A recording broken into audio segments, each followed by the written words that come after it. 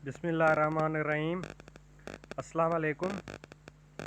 जैसे कि हमने लॉ गेट की प्रिपरेशन की सीरीज़ भी शुरू की थी, तो उसमें हमने कुछ लेक्चर्स अपलोड भी किए थे। तो आज हम क्यूएसओ जो कि सेक्शन आर्टिकल 1 to 166 तक है, तो क्यूएसओ की जो है 20 मार्क्स हैं लॉ गेट में, सबसे इम्पोर्टेंट पोर्शन है और इसको कवर करने की कोशिश करेंगे। जो इसके कुछ एमसीक्यूज़ हैं जो प्रीवियस लॉ गेट टेस्ट हैं उसमें आए भी हैं, तो हम उसके एमसीक्यूज़ की प्रिपरेशन करते हैं। हमारी कोशिश होगी कि वन लाइनर जो भी हों हम सिर्फ कॉन्सेप्ट क्लियर करें और उनके एमसीक्यूज़ देखें कि किस तरह आ सकता है और हमें कैसे उस पर उसके करेक्ट ऑप्शन को सिलेक्ट करना है। तो अगर आपने मेरा चैनल सब्सक्राइब नहीं किया तो सब्सक्राइब कर दें और हम शुरू करते हैं। MCQs from article 1 to 24। तो आर्टिकल 1 से जो 24 तक हमारे पास इम्पोर्टेंट MCQs हैं। पहले तो हम इन्हें देखेंगे। ये सॉल्व्ड हैं, ये सॉल्व्ड हैं। अब हम इनको देखेंगे।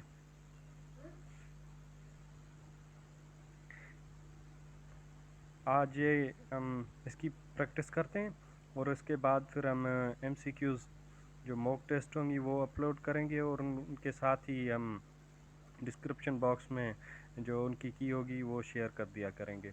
तो जो आज हमारे पास क्वेश्चन 1 है, QSO applies to all judicial proceedings and also quasi judicial proceedings but does not apply on. जो क्यूएसओ है सभी judicial proceeding quasi judicial proceedings पर अप्लाई होता है, लेकिन वो कौन सी चीज़ है, कौन सा ऑप्शन है इन तीनों में से जिस पर अप्लाई नहीं होता। तो कोर्ट मार्शल पर भी अप्लाई होता है और जो आर्बिट्रेटर हैं उन पे अप्लाई नहीं होता। हाँ, अगर ऑप्शन ए होता कि फैमिली लॉ और बी होता आर्बिट्रेटर, सी होता बात, तो हम बात करते, क्योंकि क्यूएसओ जो है वो क्यूएसओ में नहीं लिखा कि फैमिली लॉ पर अप्लाई नहीं होता, लेकिन क्यूएसओ के आर्टिकल आई थिंक 17 है इसका फैमिली लॉ ऑर्डिनेंस 1964 का, तो उसमें it is mention that QSO will not apply. तो अगर फैमिली लॉ भी होता ऑप्शन सॉरी फॉर डिस्टर्बेंस। तो हम क्वेश्चन नंबर 1 जो है वो क्लियर करने की कोशिश कर रहे थे। QSO applies to all judicial proceeding, जो भी जुडिशियल प्रोसीडिंग्स होती हैं उस पर अप्लाई होता है, कासी जुडिशियल प्रोसीडिंग्स हो उन पे, बट अगर नहीं होता तो वो family law and before arbitrator इन दो चीज़ों पर अप्लाई नहीं होता। मैंने आपको बताया कि अगर फैमिली लॉ भी होता आर्बिट्रेटर भी ऑप्शंस में होता तो हम बात करते, क्योंकि दोनों पर अप्लाई नहीं होगा।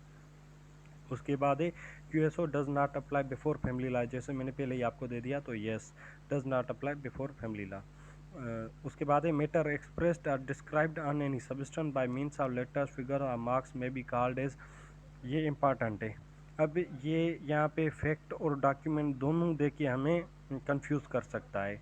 तो फैक्ट क्या है वो आगे चल के देखते हैं क्या है। पहले तो हम डॉक्यूमेंट का है तो वो डॉक्यूमेंट समझ लें। मैटर एक्सप्रेस्ड, कोई मैटर एक्सप्रेस्ड हो और डिस्क्राइब्ड हो, बयान किया गया हो, ऑन एनी सब्सटेंस, वो कोई भी सब्सटेंस हो सकता है, by means of letters figures और मार्क्स, लेटर्स के ज़रिए, फिगर्स के ज़रिए और मार्क्स के ज़रिए, may be called as a document, तो हम उसे डॉक्यूमेंट कहेंगे ना कि एविडेंस कहेंगे। मैंने कंफ्यूज करने के लिए ऑप्शन सी बात दिया है, लेकिन नहीं, इट्स डॉक्यूमेंट, क्योंकि it's clearly defined in QSO. उसके बाद है evidence includes statements which court permits are required to be made before it by witnesses under inquiry. तो जो भी एविडेंसेस होती हैं वो कोर्ट रिक्वायर करती है कि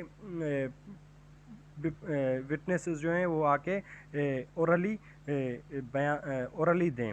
तो ये जो होती हैं ये इंक्वायरी में दिए जाते हैं। क्या एविडेंसेस हमेशा इंक्वायरी में दिए जाते हैं, ना कि इन्वेस्टिगेशन में। और एविडेंस कौन लेता है? कोर्ट परमिट करता है, कोर्ट रिक्वायर करता है कि एविडेंस दिए जाएं। उसके बाद है anything relation state of thing capable of being perceived bye senses is called fact.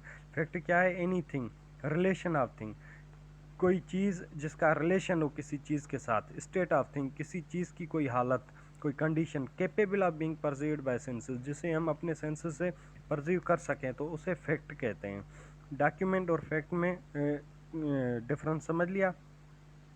उसके बाद है fact which by itself are in connection with other facts, existent or non-existent, liability, disability is asserted or denied. Simply वो कहें जिस चीज़ पर कोई मसला arise हुआ हो, बोन ऑफ कंटिन्यूशन हो, तो हम उसे फैक्ट इन इशू कहते हैं। जिस चीज़ पर मसला हो ना, जो चीज़ इशू में हो, तो उसे फैक्ट इन इशू कहते हैं। ठीक है, एक है फैक्ट, दूसरा है फैक्ट इन इशू, तीसरा होता है relevant fact. A fact is not said to be proved if it is neither proved nor disproved. एक फैक्ट है तो उसे हम नॉट प्रूव्ड तब भी कहेंगे जब उसे ना ही किसी ने प्रूव ना ही किसी ने डिसप्रूव करने की कोशिश की है, वो वैसे के वैसा पड़ा है। एक पार्टी है जिसको उसे डिसप्रूव करना चाहिए था, दूसरी पार्टी है जिसको उसे प्रूव करना चाहिए था, तो दोनों ने ना उसे डिसप्रूव किया है ना ही प्रूव किया है, तो हम उसे fact said to be not proved कहेंगे। ठीक है, उसके बाद person convicted of perjury and later, उसके बाद क्या हुआ, पर्सन पहले convicted of perjury means giving false evidence, convict हुआ फॉल्स एविडेंस देने पर, and later he mended his ways and satisfied court, उसके बाद इसने जो अपने वेज वगैरह थे वो मेंडेड कर दिए और कोर्ट को भी सेटिस्फाई कर दिया that he is now competent witness, he will be dash dash to give evidence, permitted और नॉट परमिटेड, तो ये क्लियरली डिफाइंड है that he will be permitted to give evidence.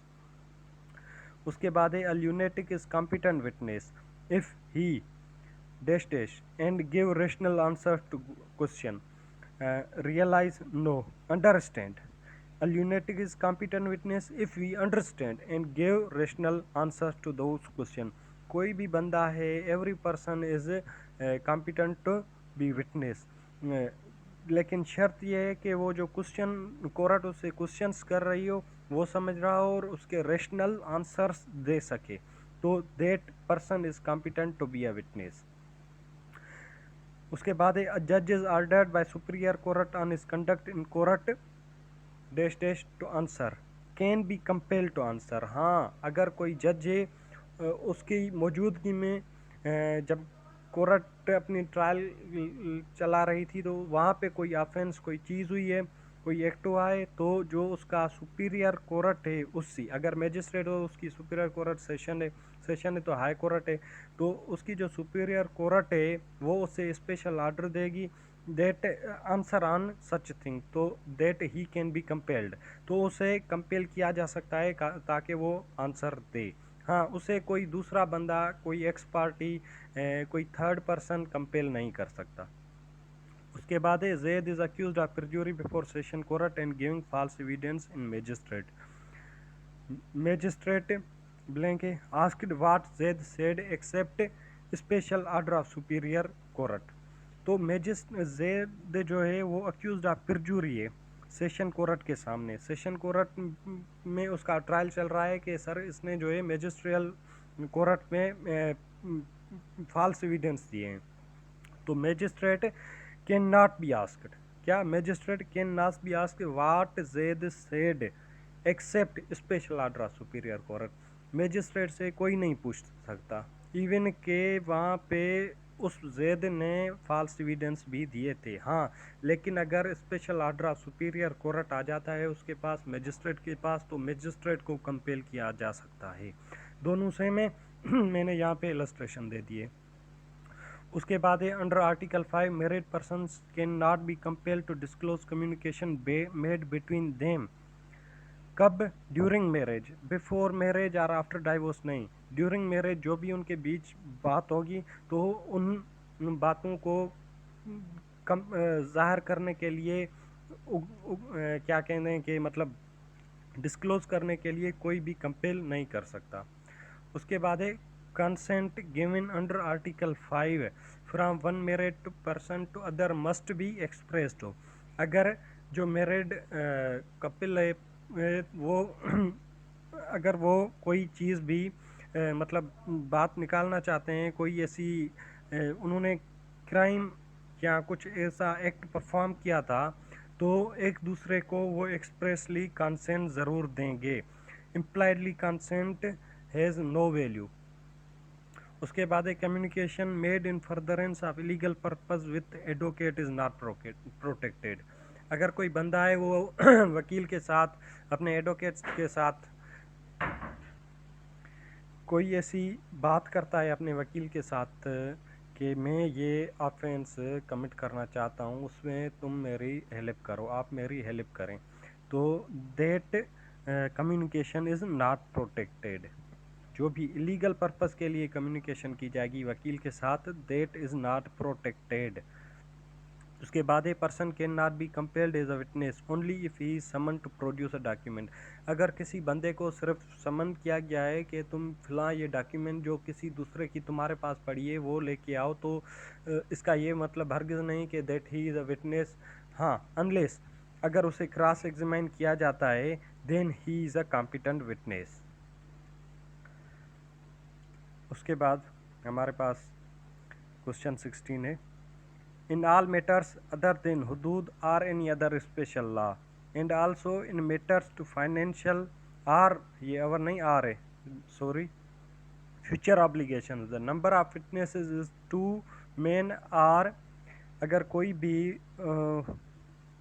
In all matters other than हदूद, हदूद के अलावा अगर कोई स्पेशल लॉ है तो उसके भी अलावा, लेकिन जो भी मैटर्स होंगे रिलेटिंग टू फाइनेंशियल और फ्यूचर ऑब्लिगेशंस, तो उसमें विटनेसेस का तादाद बताया गया है। कितना है? टू मेन आर, एंड नहीं है, ये लफ्ज़ देखिएगा, आर एंड का यहाँ पे खेल खेला जाता है। तो two men are, two women and one man. तो क्यूएसओ में इट्स क्लियरली डिफाइंड। और ये बात नहीं है कि जो टू वुमेन है वो एक मैन के बराबर हैं, कभी नहीं। इट इज़ जस्ट कुरान में या इस्लामिक व्यू में कुछ ऐसी बातें हैं, लेकिन यहाँ पे क्यूएसओ में ये कॉन्सेप्ट नहीं है। ये रिक्वायरमेंट है that any document or future obligation must be attested by two women and one man or simply two man. Okay, उसके बाद है इन हदूद the testimony of accomplice is not permissible. जो हदूद ला है उसमें जो अकम्प्लाइज होता है, अगर वो अप्रूव करता है किसी चीज़ को, that it is not permissible. उसके बाद है this test conducts the identification parade. तो जो आइडेंटिफिकेशन परेड है वो हमेशा मजिस्ट्रेट कंडक्ट करता है, ना कि सेशन कोर्ट, ना कि हाई कोर्ट, ना कि सुप्रीम कोर्ट, ना कि एसएचओ, सिर्फ मजिस्ट्रेट कंडक्ट करता है। उसके बाद है plea of alibi is applicable in criminal cases. जो प्ली ऑफ एलाबाई है, प्ली ऑफ समवेयर एल्स है, ये आर्टिकल 24 है, इसका 24 आई थिंक ए है। तो ये जो प्ली ऑफ एलाबाई है तो ये हमेशा क्रिमिनल केसेस में लिया जाता है, ना कि फैमिली मैटर्स में, ना ही टैक्स मैटर्स में, ना ही सिविल मैटर्स में। उसके बाद है relevant fact are those fact which are declared by QSO to be relevant. ऐसा नहीं है कि हम अपने सोच पे कह दें कि फ़लाँ जो फैक्ट है वो भी रिलेवेंट है, वो भी रिलेवेंट है, नहीं। ना ही कोर्ट डिसाइड करेगी, सिर्फ क्यूएसओ में they are mentioned that what facts are relevant facts and what facts are not relevant. उसके बाद है there are dash articles in QSO 166, 166 जो है उसमें जो है एविडेंस एक्ट को रिपील किया जाता है। उसके बाद है आर्टिकल 19 डील्स विथ रेस गेस्टा। ये जो रेस गेस्टा ऐसे फैक्ट्स को कहा जाता है जो फैक्ट्स कनेक्टेड टुगेदर हों। जैसे कि एक चेन की लड़ी होती है ना, ऐसे ही फैक्ट्स जो कनेक्टेड टुगेदर हों तो उन्हें रेस गेस्टा कहा जाता है। और इसका जो रिलेवेंट आर्टिकल है ये 19 है। उसके बाद है no one shall be permitted to give any evidence from unpublished official records. कोई भी बंदा जो है वो एविडेंस नहीं दे सकता किसी अनपब्लिश्ड ऑफिशियल रिकॉर्ड्स के, हाँ माँ सिवाय without permission of head of department. उसके बाद है मजिस्ट्रेट और police officer not compelled. Magistrate या पुलिस ऑफिसर या फिर रेवेन्यू ऑफिसर को कंपेल नहीं किया जा सकता कि किसी क्राइम के कमिट होने की जो इन्फॉर्मेशन है वो उन्होंने कहाँ से हासिल की। उसके बाद है 25 motive preparation in previous in subsequent conduct is relevant. जो मोटिव है, प्रिपरेशन है किसी ऑफेंस को करने की, या वरी प्रीवियस कंडक्ट है, सब्सिक्वेंट कंडक्ट है, तो ये जो है ये रिलेवेंट है। Things said are done by conspirator in reference to common design are relevant.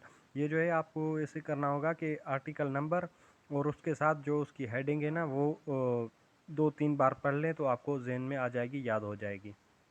उसके बाद 27 है according to article 24 facts not otherwise relevant are relevant पिलिया फेला बाय, मैंने पहले ही आपको बताया।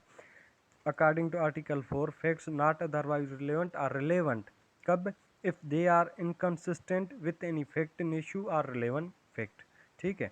उसके बाद है dash dash article deals with professional communications, एक होती है ऑफिशियल कम्युनिकेशन, दूसरी होती है प्रोफेशनल कम्युनिकेशन। जो प्रोफेशनल कम्युनिकेशन के साथ आर्टिकल डील करता है वो है आर्टिकल 9। उसके बाद है dash dash deals with information as to commission of offence, तो जो डील करता है information as to commission of offence को, जिसमें ना पुलिस ऑफिसर मजिस्ट्रेट को कंपेल नहीं किया जा सकता, तो वो है आर्टिकल 8। उसके बाद है article dash dash deals with the testification of witness, तो जो आर्टिकल 3 है who may testify that it deals with the testification of witness.